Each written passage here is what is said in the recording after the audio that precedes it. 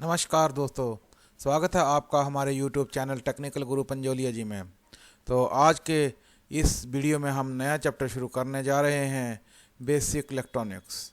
तो basic electronics को शुरू करने से पहले हमने एक नया अध्याय जोड़ने की कोशिश की है, जिससे हम ये स्टडी कर सकें कि इलेक्ट्रॉनिक्स क्या है, इलेक्ट्रिकल क्या है, और ये जो इलेक्ट्रॉन फ्लो करते हैं ये इलेक्ट्रॉन हैं क्या। Flow of electron is current, जो डेफिनेशन है करंट की, इलेक्ट्रॉनों का फ्लो होता है। तो ये इलेक्ट्रॉन हैं क्या, कहाँ से आए हैं, और एटम क्या है, न्यूक्लियस क्या है, और प्रोटॉन क्या है। तो इसे हम शुरू करते हैं। आज से पहला चैप्टर इलेक्ट्रॉनिक का। एक नंबर पर सबसे पहले आता है परमाणु, एटम। एटम क्या चीज़ है। हजारों वर्षों पूर्व भारतीय महर्षि कणाद ने सबसे पहले ये बताया था कि यदि हम पदार्थ को विभाजित करें और करते ही जाएं तो हमें छोटे छोटे कण प्राप्त होंगे। ऐसी स्थिति तब आ जाएगी जब इसे और विभाजित नहीं किया जा सकेगा। अर्थात कोई भी कण हो, चाहे वो लकड़ी का हो, चाहे वो लोहे का हो, चाहे वो तांबे का हो, चाहे वो सोने का हो, उसे तोड़ते ही जाएं, तोड़ते ही जाएं, तोड़ते ही जाएं, आखिर रहेगा तो सोना ही, रहेगा तो लकड़ी ही, रहेगा तो लोहा ही। लोहे से कुछ और नहीं बनेगा। लेकिन उसके कणों को तोड़ते जाएं तो एक अंत में ऐसा सूक्ष्म कण आ जाएगा जिसे आगे हम तोड़ नहीं पाएंगे, लेकिन वह रहेगा सोना ही। या लकड़ी होगी तो लकड़ी ही, लोहा होगा तो लोहा ही रहेगा। ये एक प्लस पॉइंट था जिसे हमने समझना है। इस प्रकार उन्होंने सूक्ष्म कणों की अवधारणा दी, जिन्हें परमाणु का नाम दिया गया। परमाणु अर्थात एटम्स, वो एटम्स हैं। एटम क्या होता है? किसी भी तत्व का, किसी भी पदार्थ का बहुत छोटे से छोटा कण, जिसकी संरचना नहीं बदलेगी, जिसकी क्वालिटी नहीं बदलेगी, जिसकी काम करने की परिस्थितियाँ सेम रहेंगी, लेकिन उससे आगे उसे विभाजित नहीं किया जा सकेगा। हजारों करोड़ों अरबों छोटे छोटे कणों को जोड़कर बड़ा पीस, जिसे हम आंखों से देख सकते हैं, देखने योग्य बनाया जाता है। तो इसे परमाणु का नाम दिया गया है। इस प्रकार पदार्थ परमाणुओं से मिलकर बनता है। पदार्थ अर्थात लोहा, तांबा, लकड़ी इत्यादि जो भी है, हर चीज़ जो है वो पदार्थ है। पदार्थ जो है परमाणुओं से, एटम से मिलके बनता है, और परमाणु पदार्थ की मूलभूत इकाई है। अर्थात छोटे से छोटा कण किसी भी पदार्थ का, उसे एटम कहते हैं, उसे परमाणु कहते हैं। ये बेसिक चीज़ हमने ध्यान में रखनी है। बेसिक चीज़ एटम है। एटम्स को जोड़कर ही पदार्थ आगे बढ़ता है। बहुत सारे हजारों करोड़ों अरबों एटम्स को, परमाणुओं को जोड़कर वो पदार्थ देखने योग्य होता है। जितनी अधिक संख्या उनकी बढ़ाते जाएंगे, उतना ही उसका पदार्थ का साइज बढ़ता जाएगा। क्या सभी पदार्थों के परमाणु एक समान होते हैं? इस चीज़ को हम यहाँ प्रैक्टिकल के द्वारा जानने की कोशिश करते हैं। एक सरल सा प्रैक्टिकल लेते हैं। एक तांबे की तार के कुछ कण लेते हैं और लोहे के कुछ कीलें लेकर उसके पास एक छड़ चुंबक लेके आते हैं।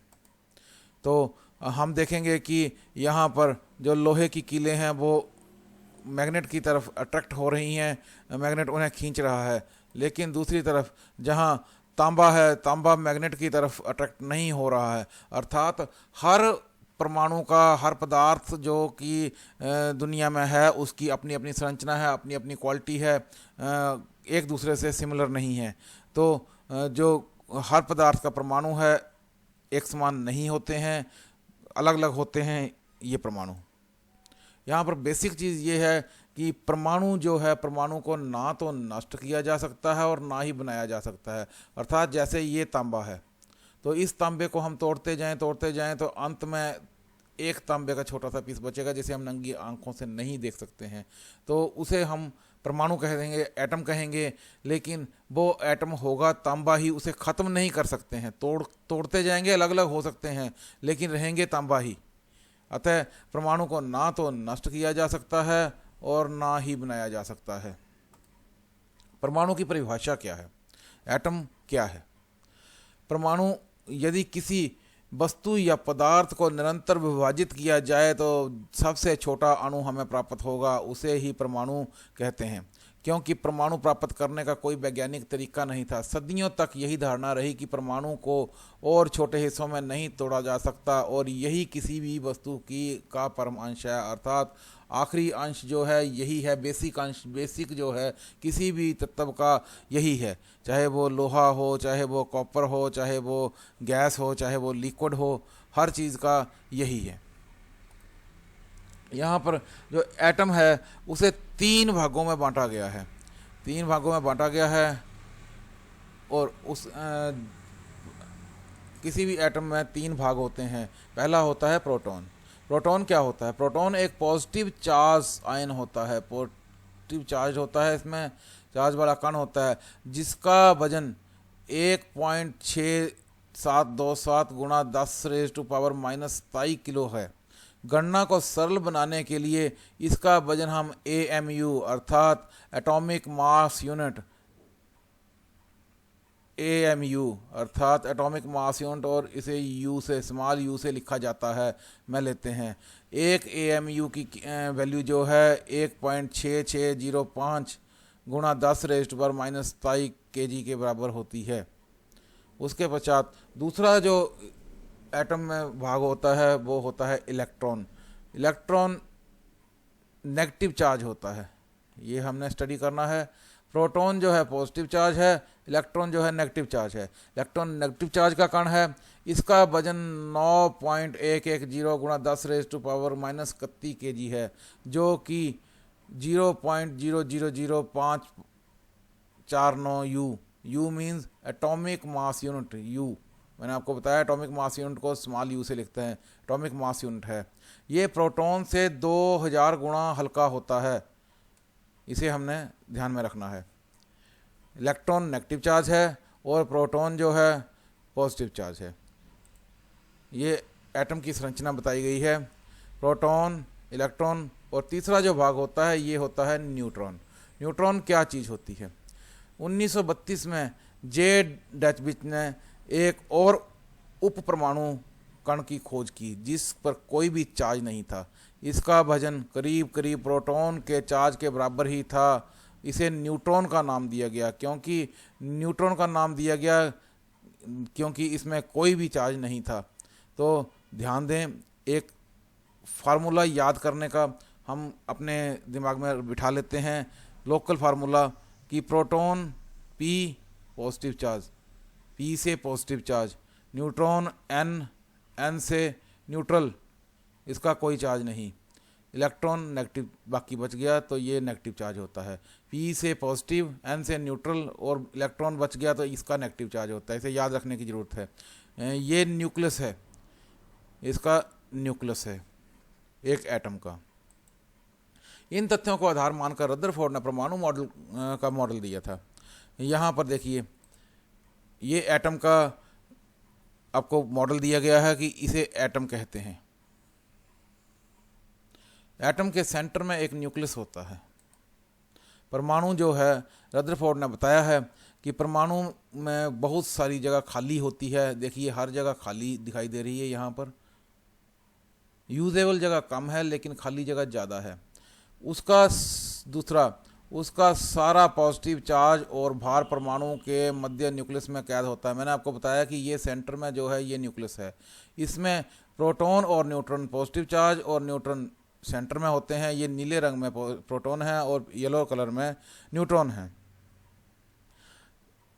सारे के सारे इलेक्ट्रॉन जो हैं बाकी शेष बचे न्यूक्लियस के चारों ओर अपने अपने घरों में अर्थात ऑर्बिट्स में घूमते हैं। ये इसके ऑर्बिट हैं, पहला ऑर्बिट, दूसरा ऑर्बिट। न्यूक्लियस के चारों तरफ फिक्स ऑर्बिट हैं, ये आगे पीछे नहीं जाते हैं, अपने फिक्स ऑर्बिट में रहेंगे। तो इसके जो इलेक्ट्रॉन हैं माइनस चार्ज हैं, ये फिक्स ऑर्बिट में हैं। सेंटर में पॉजिटिव चार्ज है और बाहर नेगेटिव चार्ज है।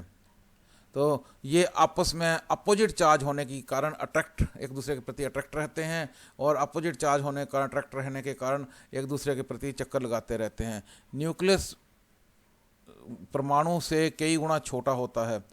जो ये परमाणु है, टोटल परमाणु, इसमें सेंटर में न्यूक्लियस होता है और साइज में बहुत छोटा होता है।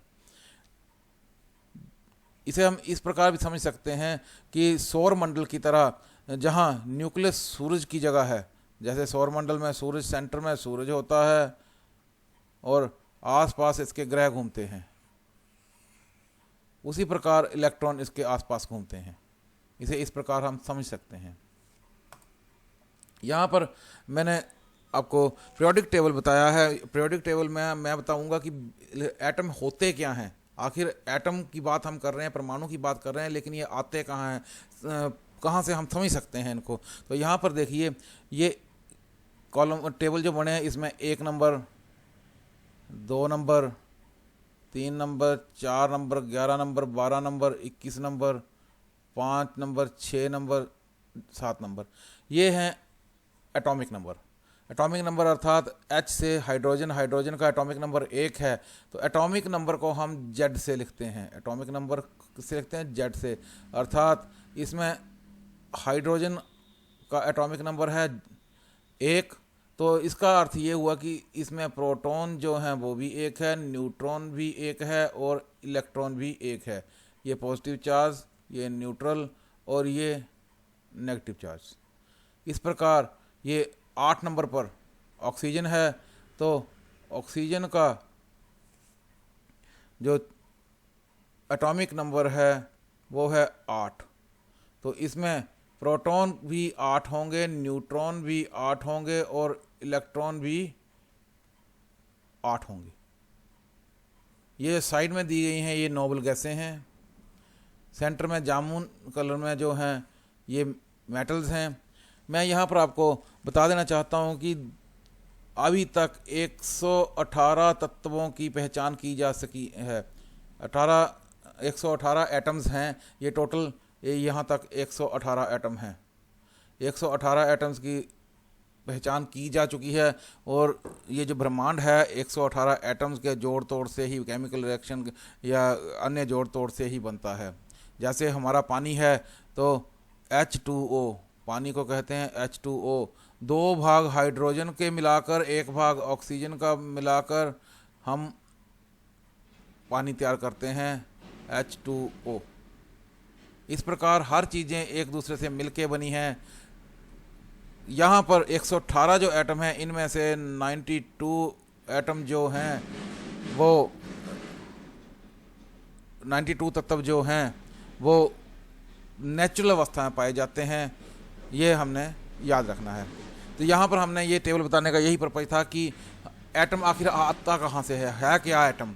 तो एटम ये जो आपको बताए हैं एटॉमिक टेबल बना है, इसके अनुसार एटॉमिक थ्योरी है और यहाँ पर एटमों के एटम्स नंबर दिए गए हैं और इन नंबरों के अनुसार ही हमें पता चलता है कि इलेक्ट्रॉन कितने हैं इसमें, प्रोटॉन कितने हैं, न्यूट्रॉन कितने हैं। जितना एटॉमिक नंबर होगा जिसका, उसके इलेक्ट्रॉन, न्यूट्रॉन, प्रोटॉन उतने ही होंगे। अब एटॉमिक स्ट्रक्चर क्या है? एक एटम की स्ट्रक्चर को समझते हैं। एटम की स्ट्रक्चर क्या होती है? ये एटम की स्ट्रक्चर को बताया गया है। सेंटर में न्यूक्लियस है, सेंटर में न्यूक्लियस को दिया गया है। इसमें प्रोटॉन भी हैं, न्यूट्रॉन भी हैं। प्रोटॉन का पॉजिटिव चार्ज है, न्यूट्रॉन न्यूट्रल होते हैं। अब जो इलेक्ट्रॉन है, इलेक्ट्रॉन साइड में होंगे। साइड में रिंग टाइप ऑर्बिट हैं, ये इसके साइड में रहते हैं। पहले ऑर्बिट में 2, दूसरे ऑर्बिट में 8। इस प्रकार तीसरा ऑर्बिट, चौथा ऑर्बिट, पांचवा ऑर्बिट, इस प्रकार ऑर्बिट में होते हैं। तो प्रोटॉन और न्यूट्रॉन सेंटर में न्यूक्लियस में होते हैं, ये न्यूक्लियस है। और इलेक्ट्रॉन जो हैं इसके साइड में होते हैं। पॉजिटिव चार्ज और नेगेटिव चार्ज आपस में अट्रैक्ट होता रहता है, इसलिए ये एक दूसरे के साथ बंधे होते हैं।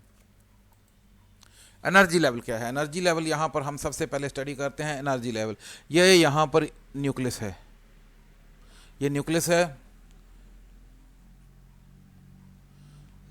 ये फर्स्ट सेल है, पहला ऑर्बिट है, इसमें 2 इलेक्ट्रॉन होते हैं और इसे हम के से भी कहते हैं क्योंकि पहला ऑर्बिट जो है उसे पहला, दूसरा, तीसरा, चौथा, पहले को के, दूसरे को एल एम एन, के एल एम एन के नाम से भी जानते हैं इनको। ये दूसरा ऑर्बिट है, इसे सेल के नाम से भी जानते हैं, ऑर्बिट के नाम से भी जानते हैं। और एम, के, एल, ये तीसरा है एम। यहाँ पर पहले में 2 इलेक्ट्रॉन है, दूसरे में 8 इलेक्ट्रॉन है, तीसरे में 18 इलेक्ट्रॉन है। ये इलेक्ट्रॉन कैसे मापे जाते हैं, इनकी एक फार्मूला है। फार्मूला क्या है, 2n²। यहाँ पर n इज इक्वल टू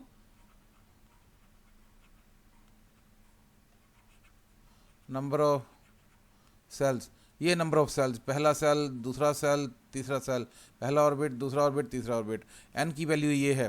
तो यहाँ पर देखिए, यहाँ बताया गया है first level, first shell, first orbit में कितने इलेक्ट्रॉन हैं, 2। कैसे हैं इसे हम स्टडी करेंगे। फार्मूला है 2n², अर्थात 2n की वैल्यू क्या है, n की वैल्यू है 1 का स्क्वायर अर्थात 2। तो ये 2 इलेक्ट्रॉन आ गए। अब ये दूसरा है, दूसरे में n की वैल्यू 2 है, तो 2n², 2 का स्क्वायर, 2 गुणा 4 8। तो ये देखिए, ये 8 इलेक्ट्रॉन आ गए। तीसरे में n की वैल्यू 3 है, तो 2 3 का स्क्वायर, 2 इंटू 9, 9 दूने 18, तो ये 18। इस प्रकार चौथे में 32।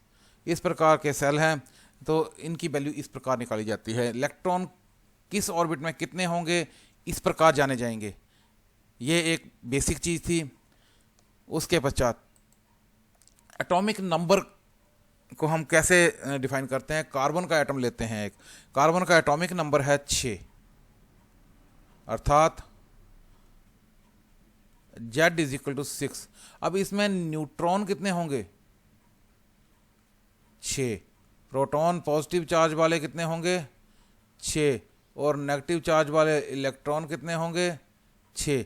इसको कैसे स्टडी करते हैं और कौन कौन से ऑर्बिट में क्या क्या होगा, ये देखिए। ये न्यूक्लियस में 6 प्रोटॉन हैं और 6 ही न्यूट्रॉन हैं। और इलेक्ट्रॉन कितने हैं, 1 2 3 4 5 और 6। अब ये इलेक्ट्रॉन कैसे कैसे स्थापित करने हैं, इस चीज़ को हमने देखना है। पहले ऑर्बिट में, फर्स्ट ऑर्बिट में हमने 2 इलेक्ट्रॉन रखने हैं, तो फर्स्ट में 2 रख दिए। दूसरे ऑर्बिट में हमने 8 इलेक्ट्रॉन रखने हैं, तो इसमें बचे कितने, 2 रख दिए, 6 थे, 4 बच गए, अर्थात कुल 6 हो गए। तो ये फिगर में देखिए, जो इलेक्ट्रॉन हैं पहले ऑर्बिट में, फिर दूसरे ऑर्बिट में, अगर 7 होते तो हम यहाँ पर 1 और बढ़ा देते। इस प्रकार जैसे ऑक्सीजन के 8 होते हैं, तो ऑक्सीजन के 8 होते हैं, तो यहाँ पर 2 और बढ़ा देने थे हमने। अगर यहाँ पर दूसरे ऑर्बिट में 8 कंप्लीट हो जाते हैं, तो तीसरा ऑर्बिट शुरू हो जाएगा। तीसरे ऑर्बिट में 32 होते हैं, 32 तक की गिनती यहाँ तक आएगी। उसके बाद चौथा ऑर्बिट शुरू हो जाएगा। अपने अपने ऑर्बिट में होते हैं। अब आगे एक और चीज़ आती है,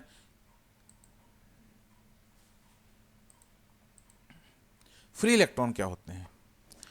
इलेक्ट्रिकल और इलेक्ट्रॉनिक को चलाने के लिए हमें यहाँ तक पहुँचना था कि फ्री इलेक्ट्रॉन क्या हैं, क्योंकि फ्री इलेक्ट्रॉन से ही हमारी जो फ्लो ऑफ इलेक्ट्रॉन है होता है। यहाँ पर any electron that is not attached to an ion, atom और molecule and is free to move under in the influence of an applied electrical or magnetic field। अर्थात ऐसा एटम जो किसी आयन, एटम या मॉलिक्यूल के साथ attach नहीं है, फ्री है और बाहरी ऑर्बिट में है, और आसानी से थोड़ा सा इलेक्ट्रिकल सप्लाई एनर्जी देने के या मैग्नेटिक फील्ड के इन्फ्लुएंस में लाने से, के संपर्क में लाने से वो अपना स्थान छोड़कर दूसरी तरफ भाग सकता है, तो उसे हम फ्री इलेक्ट्रॉन कहते हैं। ये फ्री इलेक्ट्रॉन की परिभाषा है। यहाँ पर हम कॉपर का एग्जाम्पल लेते हैं। कॉपर जो है, कॉपर का एक एग्जाम्पल है कि कॉपर में कितने इलेक्ट्रॉन हैं। कॉपर में कुल इलेक्ट्रॉन होते हैं 29। अब 29 में से पहले ऑर्बिट में कितने आगे, 2। दूसरे ऑर्बिट में कितने आगे, 8। तीसरे ऑर्बिट में कितने आगे, 18। अब ये कितने हो गए, ये हो गए 28। पहले ऑर्बिट में 2, दूसरे में 8, तीसरे में 18, ये हो गए 28, लेकिन इसके हैं 29, शेष बचा एक। चौथा ऑर्बिट, चौथे ऑर्बिट में आते हैं 32, चौथे ऑर्बिट में 32 इलेक्ट्रॉन आते हैं, लेकिन हमारे पास बचा एक, तो चौथे ऑर्बिट में कितने इलेक्ट्रॉन डालेंगे? एक। तो ये है एक इलेक्ट्रॉन, ये एक इलेक्ट्रॉन यहाँ पर डाल दिया। 32 आ सकते हैं। अब इलेक्ट्रॉन जितना दूर जाता जाएगा उसका जो अट्रैक्शन है न्यूक्लियस की तरफ, नेगेटिव चार्ज और पॉजिटिव चार्ज का आपस में जो अट्रैक्शन है वो उतनी ही कम होती जाएगी। तो ये जो एक इलेक्ट्रॉन है इसे हम बड़ी आसानी के साथ इलेक्ट्रिक मैग्नेटिक फील्ड की संपर्क में लाने से कहीं और भगा सकते हैं। तो यही बेसिक चीज़ थी। The electrons which are not attached to the nucleus of an atom, जो इलेक्ट्रॉन न्यूक्लियस किसी एटम के न्यूक्लियस के साथ फिक्सली अटैच नहीं है। अब ये बिल्कुल अटैच है, पहले ऑर्बिट वाले 2 कंप्लीट हैं, ये अटैच हैं। 8 चाहिए, 8 कंप्लीट हैं, स्टेबल हैं। 18 चाहिए, 18 कंप्लीट हैं, स्टेबल हैं। लेकिन ये अनस्टेबल है, इसमें को 32 चाहिए हैं, लेकिन है एक ही है। अपने स्टेबल होने के लिए कहीं ना कहीं भागेगा। And free to move when external energy is applied is called free electron।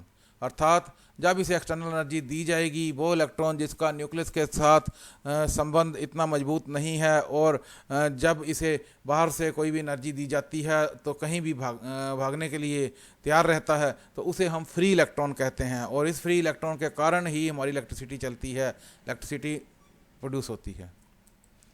Electric current, जहाँ तक हम अपने बेसिक मुद्दे पर आते हैं, इलेक्ट्रिक करंट क्या है? An electric current is a stream of charge particles such as electrons और ions moving through an electrical conductor और स्पेस। एक स्पेस में से या इलेक्ट्रिक कंडक्टर में से जब आयंस या चार्ज पार्टिकल पास होते हैं, इलेक्ट्रॉन जैसे आयंस या इलेक्ट्रॉन जैसे चार्ज पार्टिकल पास होते हैं, तो उसे करंट कहते हैं। अर्थात नॉर्मल भाषा में flow of current in specific direction is called current, flow of electron। तो ये देखिए इलेक्ट्रॉन फ्लो हो रहे हैं, तो ये इलेक्ट्रॉन फ्लो हो रहे हैं, तो ये एक सप्लाई चल रही है। यहाँ पर एग्जांपल लेते हैं। ये एक हमने मेटल का पीस लिया है, मान लो ये मेटालिक पीस है, कॉपर है या लोहा है या सोना है, कुछ भी है। इसमें इलेक्ट्रॉन जो हैं, अब जैसा यहाँ पर दिया गया था, कॉपर के एग्जांपल में दिया गया था, एक इलेक्ट्रॉन फ्री है, बाकी बिल्कुल फिक्स है। जो फ्री इलेक्ट्रॉन है इसे थोड़ा सा भी एनर्जी लेवल दिया तो ये जो इलेक्ट्रॉन है ये भाग रहे हैं, ये भाग रहा है दूसरे के साथ। इलेक्ट्रॉन आगे दूसरे होल के साथ जुड़ रहा है, वहाँ से उठ रहा है आगे चल रहा है, वहाँ से उठ रहा है आगे चल रहा है। तो फ्लो ऑफ इलेक्ट्रॉन, ये देखिए के पहले ऑर्बिट के, दूसरा ऑर्बिट एल, तीसरा ऑर्बिट एम, चौथा orbit L M N, last orbit में एक इलेक्ट्रॉन बच गया इसका। तो लास्ट जो एक इलेक्ट्रॉन है ये फ्री इलेक्ट्रॉन है, और यही फ्री इलेक्ट्रॉन जो है इलेक्ट्रिसिटी प्रोड्यूस करने में हमारी हेल्प करता है, क्योंकि ये इलेक्ट्रॉन थोड़ी सी एनर्जी मिलने से आगे भागता है। और इस प्रकार इलेक्ट्रॉन आगे हमें दिखाई तो नहीं देते हैं, लेकिन आगे भागते हैं। इलेक्ट्रॉन भागते हुए दिखाई देते नहीं हैं, लेकिन इलेक्ट्रॉन भागते हैं, तभी तो कंडक्टर गर्म होता है, क्योंकि इलेक्ट्रॉन जब चलते हैं बीच में तो घर्षण होता है। और इसका वीडियो आपको ऊपर लिंक दिया जा रहा है, तो स्क्रीन के ऊपर जो लिंक है इसको क्लिक करके आप इसे देख सकते हैं कि तारें गर्म क्यों होती हैं। कंडक्टर भागते हैं, कंडक्टर में इलेक्ट्रॉन जब फ्लो करते हैं तो किस प्रकार फ्लो करते हैं, ताकि इस चीज़ को हम इस ऊपर जो लिंक दिया गया है इस वीडियो को क्लिक करके हम समझ सकते हैं कि तारें गर्म क्यों होती हैं, तारें गर्म कैसे होती हैं और इलेक्ट्रॉन उनमें कैसे फ्लो करते हैं। तो दोस्तों ये था इलेक्ट्रिक करंट। अब हम इलेक्ट्रॉनिक की तरफ अगले चैप्टर में जाएंगे कि सेमीकंडक्टर क्या है, इंसुलेटर क्या है और कंडक्टर क्या है, एनर्जी बैंड क्या है। तो अगले चैप्टर में हम दूसरा चैप्टर जो बेसिक इलेक्ट्रॉनिक्स पार्ट 2 है उसमें इसको स्टडी करेंगे। धन्यवाद दोस्तों। जिन दोस्तों ने अभी तक शेयर नहीं किया है इसे शेयर कर लें और अपने दोस्तों को भी आगे सेंड करें और उन्हें भी इसे सब्सक्राइब करने के लिए कहें। सभी सब्सक्राइब करें और साइड में लगे बेल आइकॉन को ज़रूर दबाएं, ताकि आप आने वाले वीडियोज़ को भी समझ सकें और अपना ज्ञान वर्धन कर सकें। धन्यवाद दोस्तों।